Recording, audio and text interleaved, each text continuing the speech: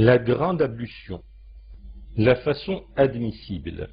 Les obligations fondamentales du lavage rituel sont l'intention de se démettre de l'état de pollution, se laver entièrement de la tête aux pieds.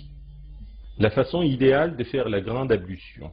Il est recommandé au fidèle qui veut se laver dans un but religieux de commencer par dire « Bismillah », puis de se laver les mains jusqu'aux poignets 3 fois avant de les introduire dans le récipient, puis de verser de l'eau dans sa main gauche et d'utiliser afin de se laver les parties intimes.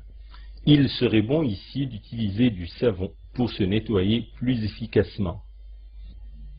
Puis se relaver sa main gauche au savon, puis de débuter son lavage par les organes que l'on lave habituellement lors des ablutions. Maïmouna, l'épouse du prophète, sallallahu alayhi wa sallam, raconte que ce dernier se rinçait la bouche et les narines, puis se lavait le visage et les mains jusqu'au coude.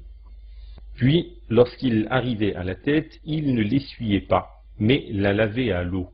Aïcha dit qu'il imprégnait ses doigts dans le récipient d'eau, puis les faisait pénétrer dans sa chevelure jusqu'à ce que l'eau atteigne le cuir chevelu.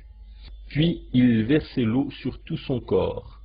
Il est recommandé, jugent les juristes, de se frotter en même temps les différentes parties du corps, en débutant par le côté droit et en insistant sur les aisselles et le nombril. Puis, enfin, il se lavait les pieds.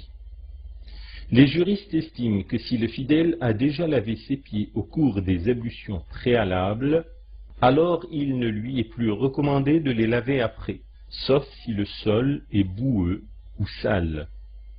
Il serait souhaitable, en fin de lavage, de faire une des prières invocations des ablutions.